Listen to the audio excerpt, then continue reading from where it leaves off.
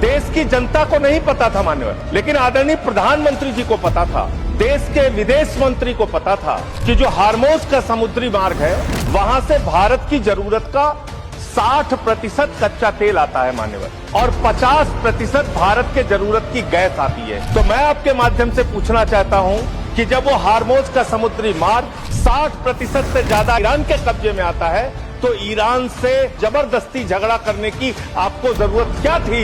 इसलिए आपने जानबूझकर देश को संकट में डाला है। ये संकट आया हुआ संकट नहीं है, ये लाया हुआ संकट है, और इस लाए हुए संकट के सबसे बड़े जो प्रायोजित किया है जिन्होंने संकट, उसका नाम है देश के प्रधानमंत्री आदरणीय नरेंद्र मोदी जी। ऐसे समय में 60 रुपए घरेलू गैस का दाम और 115 रुपए कमर्शियल सिलेंडर का दाम आपने बढ़ाने का काम किया। तो पूरे देश में एक हाहाकार की स्थिति है। इसको नियंत्रित करने के लिए झूठ बोलने के बजाय सच्चाई को स्वीकार कीजिए। हार्मोज समुद्री मार्ग से मात्र 2 जहाज आपके आए हैं, 22 जहाज अभी भी आपके रुके हैं। मैं शुभकामनाएं देता हूं कि आप वार्ता करके उस समस्या का समाधान कराइए। नमस्कार मित्रों, मैं संजू महाराज देख पा रहे होंगे आपके अपने यूट्यूब चैनल न्यूज़ 89 से। तो मित्रों, आज की इस वीडियो में 100 सबसे बड़ी खबरों से लेकर 20 सबसे बड़ी खबरें जानेंगे आज की इस वीडियो में। और दोस्तों, आज की इस वीडियो आप लोगों के लिए सबसे बेहतरीन और सबसे अच्छी वीडियो होने वाली, क्योंकि आज जो गैस सिलेंडर पर सबसे बड़ा ईरान और इजराइल का वार की वजह से जो है किस वजह से रुका, और नरेंद्र मोदी का इस पर सबसे वायरल बयान, और संजय सिंह गप्पा जी ने जो कुछ बोला वो बिल्कुल सही शब्दों में निकला। और आइए जानते हैं कि संजय सिंह गप्पा जी के बाद जो है इनमें से 5 सबसे बड़ी अपडेट जो आपको बिना जाने यहाँ से जाना नहीं होगा। जी हाँ दोस्तों, अगर आप भी एक न्यूज और एक अच्छे व्यक्ति तो ऐसी न्यूज वीडियो को देखना आपके फर्ज और आपकी अभियंता को यह तर्क देता है। इस वीडियो को 5 सबसे बड़ी मोस्ट इम्पोर्टेंट वीडियो आप जरूर देख कर जाना। ये लोग राम मंदिर में घोटाला करने वाले लोग हैं, राम मंदिर की जमीन का चंदा खाने वाले लोग हैं सर ये लोग। अरे बैठ जाओ, राम मंदिर का पैसा खाते हो, अरे राम मंदिर में घोटाला करते हो, बैठो। आप पिछड़ों का भला करने की बात करते हैं, आप दलितों का भला करने की बात करते हैं। आपकी मातृ संस्था RSS 100 साल तक आपने एक भी दलित, पिछड़ा और आदिवासी, एक भी महिला को आज तक RSS का प्रमुख नहीं बनाया। अरे सुनना सीखो पहले। आप क्या मुसलमानों के घर में CCTV का कैमरा लगाएंगे?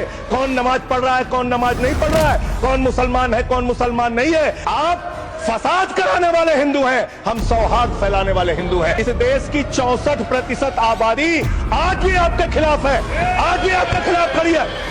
किसी का करने में मत रहिए, बड़ी बड़ी सत्ता उखड़ गई और चली गई। ये दादागिरी नहीं चलेगी सर, ये दादागिरी नहीं चलेगी। हम वही है जो कभी आपको भी सपोर्ट किए हैं और आज भुगत रहे हैं। आपने राम जी को लाए, हम खुश है। आप कृष्णा जी को लाए, हम और भी खुश है। मगर कब आप काला धन लाएंगे, कब आप अच्छे दिन लाएंगे, कब आप 2 करोड़ नौकरी लाएंगे, तब हम लोग बहुत खुश होंगे। क्यों? मैं पोलाभरम प्रोजेक्ट जो कि कोरापुट अनडिवाइडेड कोरापुट मालकानगिरी जिला का है, पोलाभरम प्रोजेक्ट अगर होगा तो उसमें 162 ग्राम जिसमें आदिवासी रहते हैं वो डूब जाएगा, वो सबमर्ज हो जाएगा। आप जब कैंपेन कर रहे थे तो क्या बोले कि हम 300 यूनिट तक का बिजली फ्री देंगे। ये भी एक जुमला है। इलेक्शन खत्म हो गया, सरकार आ गया, मगर ये जुमला का जुमला रह गया। कोई इलेक्ट्रिसिटी 300 यूनिट का नहीं मिला। ठीक है, लोगों ने जो किया है उनको तो वही भुगतना पड़ेगा। यार मैं तो बीजेपी सांसद और बीजेपी नेताओं से अब पूछना चाहता हूँ कि मेरे पास कोई भी ऐसा वीडियो आता है जिसमें से नरेंद्र मोदी और अमित शाह जी को ही सिर्फ और सिर्फ कोई भी बातें और अधिकार सुनाया जाता है, मैंने ऐसा कभी नहीं देखा है जिसमें से कांग्रेस और किसी अन्य पार्टी के खिलाफ मोदी जी की जो संसद के नेता है वो उठकर जो है उनके ऊपर बयान करे। तो इसका सीधा रीजन जाता है कि जिसकी सरकार उसकी सबसे बड़ी बुराई, यानी सरकार आपके हाथ में है तो जो करेंगे आप, गलती करेंगे वो आप करेंगे, सही करेंगे वो आप करेंगे। इसीलिए जो है एक औरत ने भी जो है उन्होंने भी नरेंद्र मोदी के ऊपर सवाल खड़ी कर दिया। और तीसरी सबसे बड़ी अपडेट जो है वो खान सर का सबसे वायरल बयान आ गया। कह रही थी कि कोई किल्लत नहीं होगी, सब कुछ चंगा है, सब कुछ अच्छा है। न गैस की कमी होगी, न तेल की कमी होगी, हम तो तेल की नदियां बहा सकते हैं, कह तो रहे थे ये लोग। अब क्या हो गया? आपने इस देश को जानबूझकर महंगाई के संकट में डाला है मोदी जी। हकीकत ये है, आपने महंगाई के संकट में डाला देश को।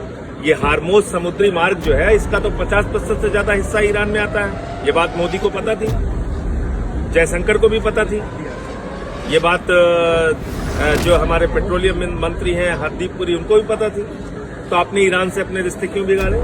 2 दिन पहले आप उछल के चले गए इजराइल और वहां मेडल फांदी पहन के आ गए वापस, और देश को आपने महंगाई के संकट में डाल दिया। उस समुद्री मार्ग से 60% हिंदुस्तान का कच्चा तेल आता था, 50% गैस आती थी।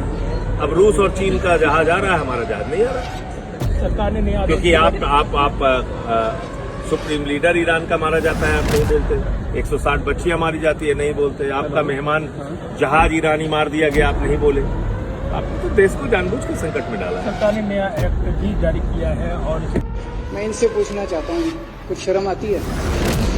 चलो हम तो सारे के सारे खराब हैं, पर आपका प्रधानमंत्री 27 जून को जिस आदमी पे 70,000 करोड़ रुपए के भ्रष्टाचार का आरोप लगाता है और 5 दिन के बाद 2 जुलाई को उसको अपना उप मुख्यमंत्री बना लेता है, क्या मुंह दिखाते हो यार? जब अपनी गली में अपने घर जाते हो आप लोग, पूरी दुनिया को क्या मुंह दिखाओगे कि ऐसे हेमंत बिश्व शर्मा बहुत बड़ा भ्रष्टाचारी है। 22 जुलाई 2015 को, और 1 महीने के बाद 23 अगस्त 2015 को उसको अपनी पार्टी में शामिल किया। ये इनकी ईमानदारी है, ये जीरो टॉलरेंस है। शर्म नहीं आती लाल किले के ऊपर खड़े होकर पूरे देश को बेवकूफ बनाते हैं, कहते हैं ईमानदार है, भ्रष्टाचार के खिलाफ लड़ाई लड़ रहे। ये 25 नगीने हैं, वो पहले नवरत्न होते थे अकबर के जमाने में, अब ये 25 रत्न है प्रधानमंत्री जी के, जिन